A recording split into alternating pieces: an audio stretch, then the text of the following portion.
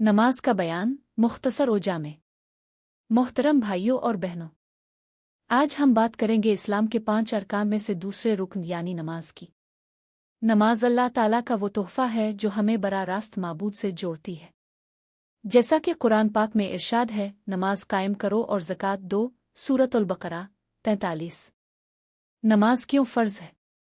नमाज हर मुसलमान पर फ़र्ज़ है, चाहे अमीर हो या गरीब, सेहतमंद हो या मरीज़। हदीस मुबारका में नबी करीम ने फरमाया, नमाज मोमिन का आईना है। सुनन निसाई। यानी नमाज से तुम्हारा ईमान झलकता है। ये 5 वक्त फजर, ज़ोहर, असर, मगरिब और इशा में अदा की जाती है और ये अल्लाह की तरफ से तजवीज़ करदा है। जो शख्स नमाज पढ़ता है इसके गुनाह मुआफ़ होते हैं, जैसे पानी से नापाकी धुल जाती है। नमाज के फ़वाइद।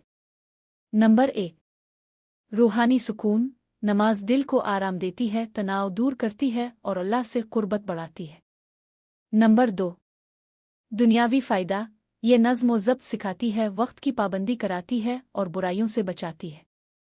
नंबर 3, अखुरवी नजात। क़यामत के दिन पहला हिसाब नमाज का होगा। जो नमाज की हिफाजत करे, अल्लाह इसकी हिफाजत करेगा। हदीस मुस्लिम। नंबर 4, समाजी हमाहंगी। नमाज जमात में पढ़ने से मुसलमानों में इत्तेहाद पैदा होता है। तमाम अहबाब नमाज को हल्का ना समझी।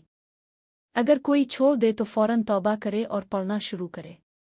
अल्लाह ताला हमें तौफीक दे कि हम नमाज को अपनी ज़िंदगी का हिस्सा बनाएं और जन्नत के तालिब बने। आमीन। जज़ाक अल्लाह खैर। कोई सवाल हो तो पूछें।